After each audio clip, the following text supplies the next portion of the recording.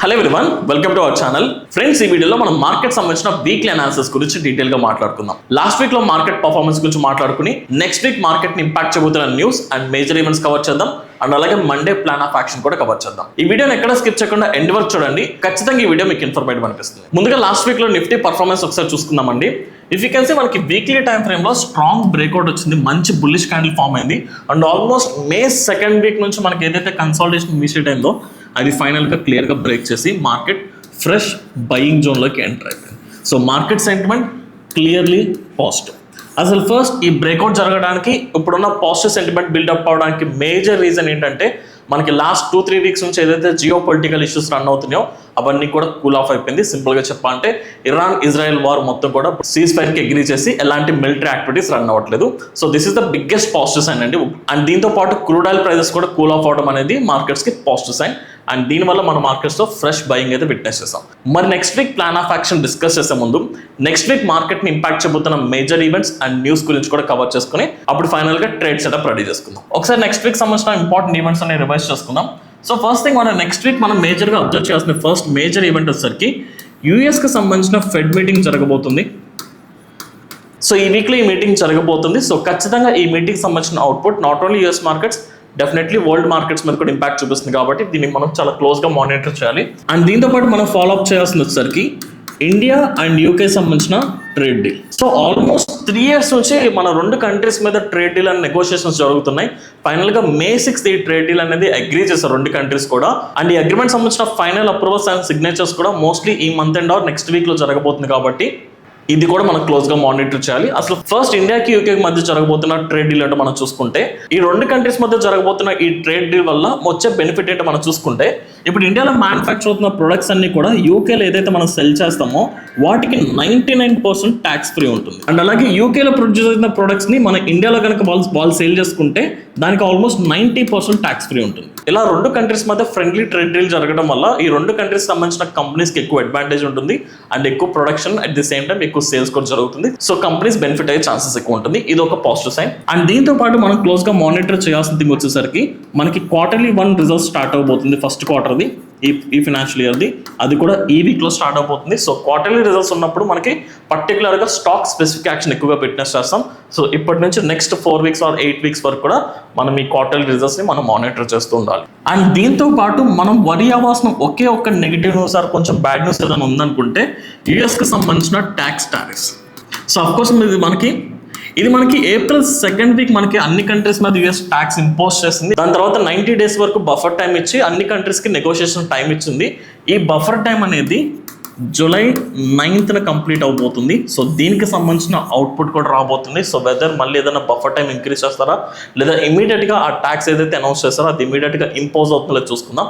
If in case immediately ఆ tax కనుక ఎఫెక్ట్లోకి వస్తే ఖచ్చితంగా ఎంటైర్ వరల్డ్ మార్కెట్స్లో కూడా మళ్ళీ కొంత డిస్టర్బెన్స్ అనేది ఖచ్చితంగా కనిపిస్తుంది. సో దీన్ని కూడా మనం క్లోజ్గా మానిటర్ చేయాలి. So these are the major events అండి. సో న్యూస్ కానీ ఈవెంట్స్ మనం వీటిని ట్రాక్ చేసుకుంటూ దీని తగ్గట్టుగా price action and important levels set చేసుకుని మనం exact plan of action ready చేసుకుందాం. So first we move on to Nifty అండి. So first of all Nifty గురించి మనం మాట్లాడుకుంటే అఫ్ కోర్స్ వీక్లీ టైం ఫ్రేమ్లో మంచి బ్రేక్అవుట్ వచ్చింది. అండ్ దీంతో పాటు లాస్ట్ ట్రేడింగ్ సెషన్ యూఎస్ మార్కెట్స్లో కూడా మంచి పాజిటివ్ ర్యాలీ వచ్చింది. అండ్ ఇండియా వీక్స్ కూడా కూల్ ఆఫ్ అయింది. మనకి ఫర్ టైమింగ్ ఎక్కడ కూడా నెగిటివ్ న్యూస్ అయితే లేదు. కాబట్టి మండేకి కూడా కంప్లీట్గా మనం పాజిటివ్ సైడ్ అయితే నథింగ్ బట్ బయింగ్ ఆపర్చునిటీ కోసం అయితే మనం ప్లాన్ చేసుకుందాం. సో మార్కెట్స్ పాజిటివ్ సెంటిమెంట్ ఉన్నప్పుడు మన ప్లాన్ ఆఫ్ యాక్షన్ లాస్ట్ వీడియోలో ఎక్స్ప్లెయిన్ చేసినట్టు సేమ్ థింగ్ అండి. ఐదర్ మనం బై ఆన్ డిప్ స్ట్రాటజీ, అంటే మార్కెట్స్లో ప్రాఫిట్ బుకింగ్ కనుక జరిగితే ఆ డిప్ దగ్గర మనం బై చేయడానికి ట్రై చేద్దాం. లేదు అనుకుంటే కన్సాలిడేషన్ బ్రేక్అవుట్స్. సో మార్కెట్ ఏదైనా ఒక ర్యాలీ కంటిన్యూ ఒక కన్సాలిడేషన్ జరిగి ఆ కన్సాలిడేషన్ ఎప్పుడైతే బ్రేక్ చేస్తుందో అప్పుడు బై చేయడానికి ట్రై చేద్దాం. ఏదేమైనా కంప్లీట్గా బయింగ్ ఆపర్చునిటీ కోసం మాత్రమే రెడీగా ఉందాం. సెల్లింగ్ ఆపర్చునిటీ ఏది వచ్చినా అవాయిడ్ చేద్దాం. సో ఇప్పుడు ఒకసారి విత్ లెవెల్స్ ప్లాన్ చేసుకుందామండి. కొంచెం lower time frame direct 1 hour time ఫ్రేమ్కి వెళ్ళిపోదాం ఫర్ బెటర్ అండర్స్టాండింగ్. ఒక్కసారి 1 hour టైం ఫ్రేమ్లో ఎగ్జాక్ట్ మనకి ఫామ్ అవుతున్న క్యాండిల్స్టిక్స్ స్ట్రక్చర్ని ఒకసారి ప్రైస్ స్ట్రక్చర్ని ఒకసారి అర్థం చేసుకుంటే మనకి 24,300 బ్రేక్ అయిన తర్వాత మనకి మంచి ర్యాలీ కంటిన్యూ అయింది. కాబట్టి for timing this is the immediate strongest support. And market ఇక్కడ మనకి ర్యాలీ వచ్చింది, కన్సాలిడేషన్, మళ్ళీ ర్యాలీ. ఇక్కడ నుంచి కూడా మార్కెట్ పైకి వెళ్ళినప్పటికీ ఈ ఎంటైర్ రీజన్ ఒకసారి చూడండి, కన్సాలిడేషన్ జరుగుతూ మార్కెట్ పైకి వెళ్ళింది. కన్సాలిడేషన్ అనేది ఎప్పుడు ఇలాగే జరగాలని రూల్ లేదండి. సైడ్ వేస్ మార్కెట్ అదే కాదు, మీకు ఇలా జరిగినా సరే మార్కెట్లో buying strength, strong buying strength లేనప్పుడు ఇలా అప్ ట్రెండ్లో ఉన్నప్పటికీ దీన్ని మనం కన్సాలిడేషన్ కింద కన్సిడర్ చేయొచ్చు. ఎగ్జాక్ట్లీ మనకి లాస్ట్ 2 days పర్టికులర్గా మనం చూసుకుంటే మార్కెట్ పైకి వెళ్ళినప్పటికీ ఒక చాపీ మార్కెట్లో ఒక తక్కువ నారో రీజన్లో కన్సాలిడేషన్ జరుగుతూ పైకి వెళ్ళింది. ఇట్ క్లియర్లీ ఇండికేట్స్ దట్ ఒక టెంపరరీ వీక్నెస్ చూస్తున్నాం బయింగ్లో. This is the temporary weakness. It doesn't mean మార్కెట్లో సెల్లింగ్ వచ్చేస్తుందని కాదు. జనరల్గా ఎప్పుడైనా మంచి బ్రేక్అవుట్ జరిగిందంటే ప్రాఫిట్ బుకింగ్ జరగడం, లేదనుకుంటే దాన్ని రీటెస్ట్ చేసి మార్కెట్ పైకి వెళ్ళే ఛాన్సెస్ చాలా ఎక్కువ జరుగుతుంది. రిపీటెడ్గా ఎక్కువ సార్లు మనం చూస్తూ ఉంటాం కాబట్టి సో మేబీ ఆ ప్రాఫిట్ బుకింగ్, ఆ పుల్ బ్యాక్ లేదనుకుంటే మళ్ళీ ఈ లెవెల్ రీటెస్ట్ చేయడానికి మార్కెట్స్ రెడీగా ఉన్నట్టు మనకి సిమిలారిటీ కనిపిస్తుంది. సో ఏదేమైనా మనకి ఇక్కడైతే ఈ ఎంటైర్ రీజన్లో కొంత బయింగ్ అనేది వీక్నెస్ కనిపించింది. అండ్ దీంతోపాటు ఒకసారి ఇంకా ఇంపార్టెంట్ అదర్ లెవెల్స్ కూడా చూసుకుంటే మనకి 25,500 కూడా psychological round figure. This will be the next first immediate support. And దీంతోపాటు 25,300 will be the strongest support. And 25,700 మనకి ఫస్ట్ రెసిస్టెన్స్ కింద కన్సిడర్ చేసుకుందాం. And finally 26,000 will be the main resistance. So these are the major levels అండి. ఎప్పుడైనా level based ట్రేడింగే నేను పర్సనల్గా prefer చేస్తాను. And even ఎప్పటికైనా నేను సజెస్ట్ చేసేది మీరు లెవెల్ దగ్గరికి వచ్చినప్పుడు అక్కడ జరిగే ప్రైస్ యాక్టివిటీ బట్టి అక్కడ మాత్రమే మీరు ట్రేడ్ తీసుకుంటే తక్కువ లాస్తో ఎక్కువ ప్రాఫిట్ తీసుకునే ఛాన్సెస్ ఉంటుంది. కాబట్టి ఈ లెవెల్స్ దగ్గర మనం రియాక్ట్ అవ్వడానికి ట్రై చేద్దాం. సో ఇప్పుడు ఒకవేళ మండే మార్కెట్స్లో ఇప్పుడు బిల్డ్ అయిన పాజిటివ్ సెంటిమెంట్ బట్టి if in case Monday markets మనకి ఏదైనా స్లైట్ గ్యాప్ అప్ ఎక్స్పెక్ట్ చేస్తున్నాం కాబట్టి మార్కెట్స్లో గ్యాప్ అప్ ఓపెనింగ్ జరిగితే ఆల్రెడీ ఇక్కడ బయింగ్లో కొంత మనకి వీక్నెస్ కనిపిస్తుంది కాబట్టి even though market gap up అయినప్పటికీ ఇది సస్టైన్ అవ్వడానికి ఛాన్సెస్ చాలా తక్కువ ఉంటుంది. సో ఇమ్మీడియట్లీ ఏదన్నా టెంపరీ కరెక్షన్ వచ్చే ఛాన్సెస్ ఉంటుంది. సో ఆ కరెక్షన్ వస్తున్నప్పుడు మనం ఎక్కడ బై చేయాలి, మనం అందరం మాట్లాడుకున్నాం కదా. First step by on dips. So market ఇక్కడ నుంచి కరెక్షన్ వస్తే మనం ఫస్ట్ బై చేయాలనుకుంటున్న లెవెల్ 25,500. సో ఈ పాయింట్ కనుక మార్కెట్ వచ్చి ఇక్కడ నుంచి ఏదైనా మనకి బై ఆపర్చునిటీ వస్తే ఇక్కడ బై చేసుకుందాం with 26,000. So 25,700 will be the target. అక్కడ టార్గెట్ తీసుకుంటూ ఒక 200 పాయింట్స్ వరకు మనం టార్గెట్ తీసుకుంటూ ఇక్కడ బెస్ట్ బయింగ్ ఆపర్చునిటీ మనం ప్లాన్ చేసుకోవచ్చు. ఒకవేళ ఈ లెవెల్ కూడా బ్రేక్ చేసి మళ్ళీ మార్కెట్ రీటెస్ట్ చేయడానికి వస్తే అప్పుడు ఇక్కడ సెకండ్ లెవెల్ ఇక్కడ మాత్రమే మనం బై చేయడానికి రెడీగా ఉండి అప్పుడు ఇక్కడ 25,500 దగ్గర ఫస్ట్ టార్గెట్ అండ్ 25,700 దగ్గర సెకండ్ టార్గెట్ తీసుకోవచ్చు. So this is the setup. If market gap up జరిగి మనకి ఇక్కడున్న ఏదైతే వీక్నెస్ వల్ల ప్రాఫిట్ బుకింగ్ జరిగి మార్కెట్ సపోర్ట్స్కి వస్తే ఈ buy on dip strategy deploy చేయాలంటే this is the first location and this is the second location. అలా కాకుండా మార్కెట్ కనుక మనకి గ్యాప్ అప్ జరిగి అక్కడ నుంచి మనకి ప్రాఫిట్ బుకింగ్ జరగకుండా ఇమీడియట్గా ర్యాలీ కంటిన్యూ అవుతున్నట్లయితే నేను ఫర్ టైమింగ్ అవాయిడ్ చేస్తానండి. ఎందుకంటే అది సార్ ప్రైస్ యాక్షన్లో మనకి బ్రేక్అవుట్ జరిగినప్పటికీ ఇక్కడ వీక్నెస్ ఉంది కాబట్టి మళ్ళీ again rally gap up plus ర్యాలీని నేను పర్సనల్గా పట్టించుకోను. డెఫినెట్లీ ఆ ర్యాలీలో మళ్ళీ పుల్ బ్యాక్ వచ్చి అగైన్ 25,700 దగ్గర కానీ లేదా ఈ రోజు intraday high nothing but Friday intraday high దగ్గర మనకి బయింగ్ ఆపర్చునిటీ వస్తేనే బై చేద్దాం. లేదనుకుంటే కంప్లీట్ ఈ కైండ్ ఆఫ్ మార్కెట్ స్ట్రక్చర్ని సేఫ్ ట్రేడర్స్ మీరు తీసుకోవద్దు అనుకుంటే దీన్ని అవాయిడ్ చేసేయచ్చు. లేదు అనుకుంటే market gap up plus rally వెళ్తున్నప్పుడు ఒక కన్సాలిడేషన్ క్రియేట్ అవుతుంది. ఆ కన్సాలిడేషన్ ఎక్కడి దగ్గర ట్రేడ్ చేయడానికి ట్రై చేయండి. బట్ ఇలాంటి సినారియోలు గ్యాప్ అప్ ప్లస్ ర్యాలీలో మీరు వెళ్ళాలనుకుంటే ఖచ్చితంగా ఆప్షన్ చైన్ అనాలిసిస్లో ఓపెన్ ఇంట్రెస్ట్ని మీరు క్రాస్ చెక్ చేసుకోవాలి. మీకు ఇక్కడ ఎందుకంటే 25,700, 25,800 అండ్ 26,000 ఇవన్నీ స్ట్రైక్స్ దగ్గర మీకు కాల్ డామినేషన్ ఓపెన్ ఇంట్రెస్ట్ ఎక్కువ ఉంది. సో ఈ గ్యాప్ అప్ ప్లస్ ర్యాలీ వెళ్తున్నప్పుడు ఈ కాల్స్ మొత్తం ఓపెన్ ఇంట్రెస్ట్ డిక్రీజ్ అయ్యి పుట్ సైడ్ ఓపెన్ ఇంట్రెస్ట్ పెరుగుతున్నట్లయితేనే అప్పుడు ఈ గ్యాప్ అప్ ప్లస్ ర్యాలీని ట్రేడ్ చేయండి.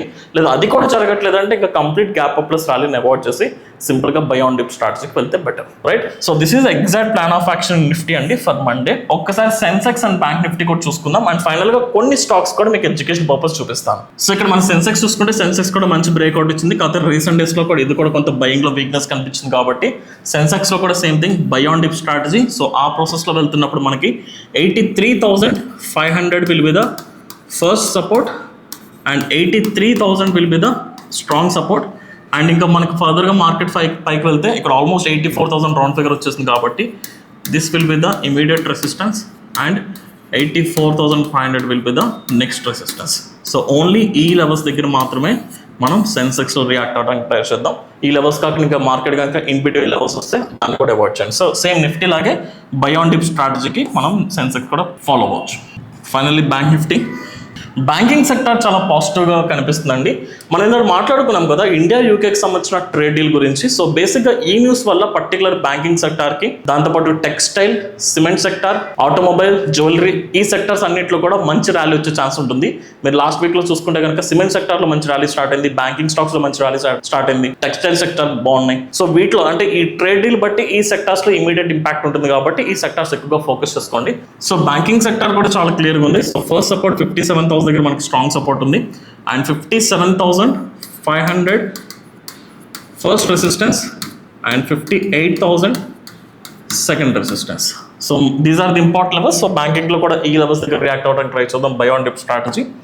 అండ్ ఫైనల్లీ స్టాక్స్ చూసుకుంటే మనకి లాస్ట్ వీక్లో ఏదైతే ర్యాలీ వచ్చిందో ఈ ర్యాలీకి ఫస్ట్ ప్రయారిటీ చూసుకుంటే మనకి large cap particularly blue chip స్టాక్స్లో మంచి స్ట్రాంగ్ సపోర్ట్ కనిపించింది. పర్టికులర్ రిలయన్స్ కానీ, హెచ్డిఎఫ్సి బ్యాంక్, ఐసిఐసి బ్యాంక్ ఈ బ్లూ చిప్ స్టాక్స్లో మంచి ర్యాలీ వచ్చింది కాబట్టి సేఫ్ సైడ్ వెళ్ళాలనుకుంటే మీరు ఈ లార్జ్ క్యాప్ నథింగ్ బట్ ఈ బ్లూ చిప్ స్టాక్స్ ప్రిఫర్ చేసుకుంటే బెటర్. ఒకసారి రిలయన్స్, హెచ్డిఎఫ్సి కూడా చెక్ చేసుకుందాం. ఎప్పుడైనా సరే మార్కెట్స్ పాజిటివ్గా ఉన్నాయి కానీ ఆ పాజిటివ్ సెంటిమెంట్ మీద మీకు అంత స్ట్రాంగ్ కాన్ఫిడెన్స్ లేదు, అంత ధైర్యం సరిపోవట్లేదు అంటే మీరు large cap stocks like Reliance కానీ, లైక్ టాప్ ఫెమిలియర్ కంపెనీస్ అంటే ప్రతి సెక్టార్లో లీడింగ్ కంపెనీస్ ఉంటాయి కదా వాటిలో ఇన్వెస్ట్ చేసుకోండి. సో రిలయన్స్ చూసుకుంటే రిలయన్స్ కూడా మనకి రీసెంట్గా కన్సాలిడేషన్ బ్రేక్ చేసి మంచి ర్యాలీ కంటిన్యూ అయింది.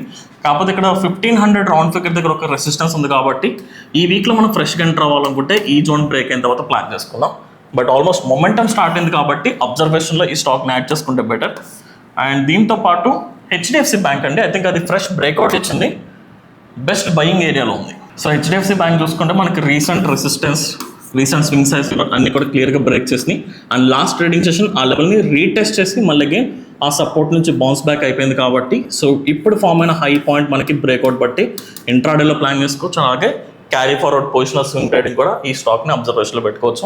సో రిలయన్స్తో కంపేర్ చేసుకుంటే ఇది కొంచెం బెటర్ పొజిషన్లో ఉంది, బెటర్ ఆపర్చునిటీ అంటే ఎక్కువ మనం పర్సంటేజ్ ప్రాఫిట్ తీసుకోవడానికి ఎక్కువ ఛాన్సెస్ ఉన్నాయి. So if you can see Hindustan Petroleum కూడా మనకి రీసెంట్ రెసిస్టెన్స్ లెవెల్స్ అన్ని కూడా పర్ఫెక్ట్గా బ్రేక్ చేసింది.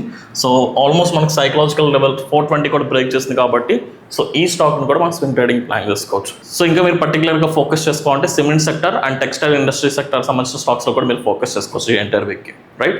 So this is my plan of action guys. So కంప్లీట్గా మార్కెట్లో పాజిటివ్ సెంటిమెంట్ బిల్డ్ అయినప్పటికీ మనకి టెంపరీ ప్రాఫిట్ బుకింగ్ ఆర్ ఒక టెంపరీ కన్సాలిడేషన్ వచ్చి మార్కెట్ మళ్ళీ ర్యాలీ కంటిన్యూ అయితే సో మనకి స్ట్రెంత్ ఎక్కువ ఉంటుంది. సో మీరు ట్రేడ్ చేయాలనుకుంటే బై ఆన్ డిప్ స్ట్రాటజీ లేదా కన్సాలిడేషన్ ఫ్రెష్ బ్రేక్అవుట్స్ బట్టి మీరు ట్రేడ్ చేసుకుంటే బెటర్. ఇఫ్ ఇన్ కేస్ ఈ వీడియో కనుక మీకు ఇన్ఫర్మేటివ్ అనిపిస్తే దయచేసి వీడియోని లైక్ చేసి మీ జెన్యూన్ ఒపీనియన్ కమెంట్ సెక్షన్లో మెన్షన్ చేయండి. అండ్ మీరు కనుక మన ఛానల్ని ఇప్పటివరకు సబ్స్క్రైబ్ చేసుకోకపోతే మన ఛానల్ వెంటనే సబ్స్క్రైబ్ చేసుకోండి. Thank you.